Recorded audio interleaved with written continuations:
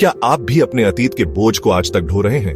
क्या पुराने जख्म, किसी की कही कड़वी बात या किसी अपने का धोखा आज भी आपके मन में टीस बनकर छिपा है? अगर हां, तो आज का ये वीडियो सिर्फ आपके लिए है। फॉरगिवनेस यानी क्षमाशीलता, ये सिर्फ एक शब्द नहीं, बल्कि एक शक्तिशाली प्रक्रिया है जो आपके मन को शांति, जीवन को संतुलन और आत्मा को मुक्ति देती है। आज हम जानेंगे कि कैसे क्षमा करने से आप अपने अतीत के जख्मों को भर सकते हैं और एक नया शांतिपूर्ण जीवन जी सकते हैं। चलिए इस यात्रा की शुरुआत करते हैं। The power of forgiveness. क्षमा का अर्थ यह नहीं कि हम किसी के गलत कार्य को सही ठहराएं, बल्कि क्षमा का अर्थ है उस नकारात्मक ऊर्जा को छोड़ देना जो हमारे अंदर क्रोध, घृणा और पीड़ा के रूप में जमी हुई है। बुद्ध ने कहा था, holding on to anger is like drinking poison and expecting the other person to die. यानी गुस्से को पकड़े रहना खुद जहर पीना जैसा है। क्षमा करना हमारे लिए है, न कि उस व्यक्ति के लिए जिसने हमें ठेस पहुंचाई। हमारा अतीत कई भावनात्मक जख्मों से भरा होता है। कभी बचपन की उपेक्षा, कभी रिश्तों में धोखा, कभी किसी का अपमान। इन सब अनुभवों को हम अपने मन में दबाकर रखते हैं और वो धीरे धीरे हमारे भीतर जहर की तरह फैलते हैं। मानसिक तनाव, अवसाद, डिप्रेशन, चिंता, एंजाइटी और यहां तक कि शारीरिक बीमारियां भी। जब हम क्षमा नहीं करते तो असल में हम उस व्यक्ति को नहीं, खुद को सजा दे रहे होते हैं। Forgiveness is not about forgetting. It's about freeing yourself from the pain. हम अक्सर सुनते हैं, माफ कर दो, छोड़ दो, आगे बढ़ो। पर ये शब्द जितने आसान लगते हैं, उन पर अमल करना उतना ही कठिन होता है। क्योंकि जब दिल में दर्द हो, विश्वास टूटा हो और आत्मा में चोट हो, तो माफ करना एक पहाड़ चढ़ने जैसा लगता है। लेकिन यही क्षमा आपके भीतर की सबसे गहरी जंजीरों को तोड़ सकती है। यह अध्याय सिर्फ बातें नहीं करता, यह आपको 5 व्यावहारिक तरीकों से बताएगा कि कैसे क्षमा करना सीखा जाए, चाहे वो कोई और हो या आप स्वयं। तो आइए उस सफर पर चलें, जहां हर कदम आपको थोड़ी और शांति, थोड़ी और मुक्ति की ओर ले जाएगा। अपने भावनाओं को पहचानें और स्वीकार करें। क्षमा की यात्रा की पहली सीढ़ी है अपने भीतर की सच्चाई को पहचानना। क्या आप अब भी दुखी हैं, नाराज हैं, अंदर ही अंदर घुट रहे हैं? इन भावनाओं को नकारिए मत, उन्हें महसूस कीजिए, समझिए। क्योंकि जो महसूस नहीं होता वो कभी हील भी नहीं होता। करुणा और समझ का अभ्यास करें, एम्पैथी प्रैक्टिस अगला कदम है।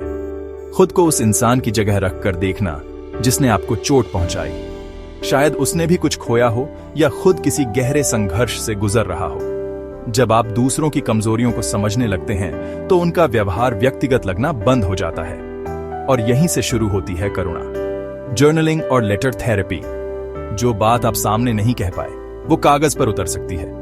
एक चिट्ठी लिखिए उस इंसान के लिए जिसने आपको दुख पहुंचाया। सब कुछ कह दीजिए बिना किसी रोक टोक, और फिर चाहे उसे फाड़ दीजिए, जला दीजिए या रख लीजिए। यह प्रक्रिया आपके मन का बोझ हल्का करती है। मेडिटेशन और गाइडेड विजुअलाइजेशन। हर दिन कुछ मिनट शांति से बैठिए, आंखें बंद कीजिए और कल्पना कीजिए कि आप उस व्यक्ति को माफ कर रहे हैं। धीरे धीरे कहिए, मैं तुम्हें क्षमा करता हूं, मैं तुम्हें मुक्त करता हूं। यह ध्यान सिर्फ मानसिक नहीं, आध्यात्मिक शक्ति भी देता है और आपकी आत्मा धीरे धीरे हल्की होने लगती है। सेल्फ फॉरगिवनेस, खुद को माफ करना।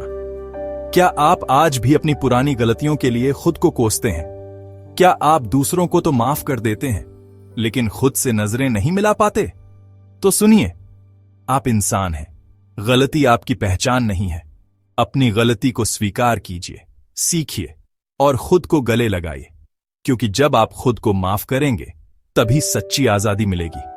अब जब आप क्षमा की शक्ति को महसूस कर चुके हैं तो अगला सवाल है, जब हम क्षमा करते हैं तो हमारे भीतर क्या बदलता है? चलिए अगले अध्याय में जानते हैं ट्रांसफॉर्मेटिव पावर ऑफ फॉरगिवनेस के बारे में।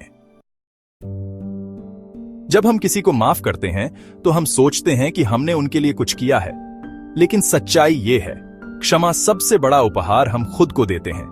यह सिर्फ किसी पुराने घाव को भरना नहीं है, यह उस अदृश्य बोझ को उतार देना है जो वर्षों से हमारी आत्मा पर रखा था। तो आइए जानें, जब हम सच में क्षमा करते हैं तो हमारे जीवन में क्या क्या बदलता है। भावनात्मक आजादी, इमोशनल लिबरेशन। क्रोध, नाराजगी, दुख, ये सब एक जहरीले सांचे की तरह होते हैं। जब हम उन्हें पकड़े रहते हैं तो हम खुद उस जहर में पकते हैं। लेकिन जैसे ही क्षमा आती है, ये बोझ टूटता है। आपके दिल से जैसे कोई भारी पत्थर हट जाता है। आप खुलकर सांस लेते हैं और यही होती है भावनात्मक आजादी। मानसिक शांति और स्पष्टता, मेंटल पीस एंड क्लैरिटी। जब हम किसी को माफ नहीं करते तो हम बार बार वही दृश्य, वही वाक्य, वही दर्द दोहराते हैं। इससे हमारा मन धुंधला हो जाता है, निर्णय लेने की शक्ति भी प्रभावित होती है। लेकिन क्षमा के बाद मानो दिमाग का आईना साफ हो जाता है, मन शांत होता है, सोचने की शक्ति लौटती है, इनर कैओस की जगह क्लैरिटी आती है। शारीरिक स्वास्थ्य में सुधार, बेटर फिजिकल हेल्थ। शोध बताते हैं कि लगातार गुस्सा और तनाव हाई बीपी, अनिद्रा, सिरदर्द और यहां तक कि हृदय रोग का कारण बनते हैं।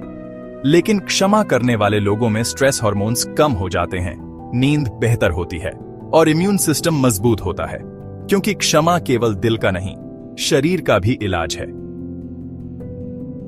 रिश्तों में गहराई और नया विश्वास, डीपर रिलेशनशिप्स। जब आप किसी को माफ करते हैं, रिश्तों में नया स्पेस बनता है। चोट की जगह करुणा आती है, दूरी की जगह समझदारी, और यही क्षमा का कमाल है। यह टूटे हुए रिश्तों को जोड़ सकती है, या फिर आपको यह समझ दे सकती है कि कब दूरी बनाए रखना भी प्रेम का ही एक रूप है। आध्यात्मिक विकास और आत्मा की शुद्धि, spiritual growth and soul purification. सच्चा क्षमा भाव अहंकार को तोड़ता है। यह हमें याद दिलाता है कि हम सभी इंसान हैं, अपूर्ण, लेकिन सुधार की संभावना से भरे। जब आप क्षमा करते हैं तो आपकी आत्मा धीरे धीरे क्रोध, बदले और दुख के अंधकार से मुक्त होकर प्रेम, दया और प्रकाश की ओर बढ़ती है। यही है आत्मिक परिष्कार, यही है अध्यात्म का सार। जिस क्षण आपने सच में किसी को माफ किया, वो क्षण केवल आपका नहीं था, वो एक नई शुरुआत थी, एक नया आप जो अब बोझ से नहीं, प्रेम से भरा है। तो पूछिए खुद से, क्या मैं तैयार हूं माफ करने के लिए और उस परिवर्तन के लिए जो इसका इंतजार कर रहा है? कभी कभी किताबें और उपदेश उतना असर नहीं करते जितना एक सच्ची कहानी कर देती है, क्योंकि जब हम किसी और के जीवन में क्षमा की रोशनी को जलता देखते हैं, तभी हमें एहसास होता है कि अगर वो कर सकते हैं तो मैं क्यों नहीं। तो चलिए अब सुनते हैं कुछ ऐसी प्रेरणादायक कहानियां जो हमें सिखाती हैं कि माफ करना सिर्फ शब्द नहीं, बल्कि वो पुल है जो दर्द से शांति की ओर ले जाता है।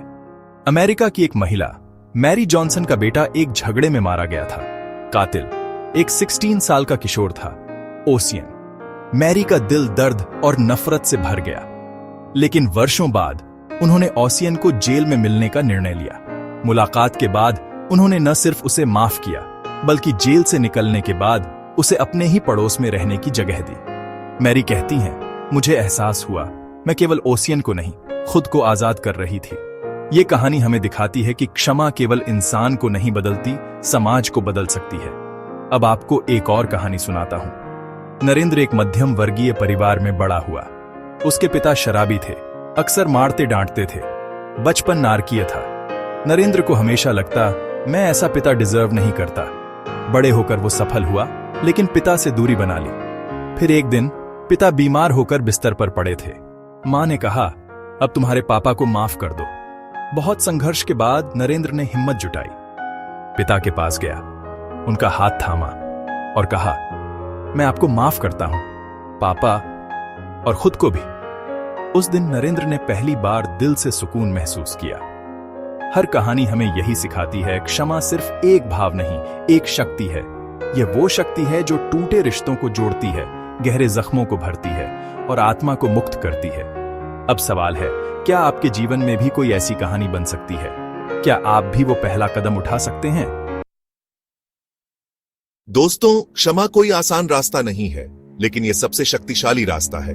यह आपके अतीत को ठीक करता है, वर्तमान को शांत करता है और भविष्य को उज्जवल बनाता है। अब समय है खुद से एक सवाल पूछने का, क्या मैं अब भी किसी से नाराज हूं? अगर हां, तो आज एक छोटा कदम उठाइए, एक क्षमा का बीज बोइए और देखिए कैसे आपके भीतर शांति का फूल खिलता है। अगर यह वीडियो आपके दिल को छू गया, तो इसे किसी ऐसे व्यक्ति से जरूर साझा करें जो अतीत की पीड़ा में फंसा है। चैनल को सब्सक्राइब करें और कमेंट में लिखें, मैं क्षमा चुनता हूं। Let go, heal and be free. धन्यवाद।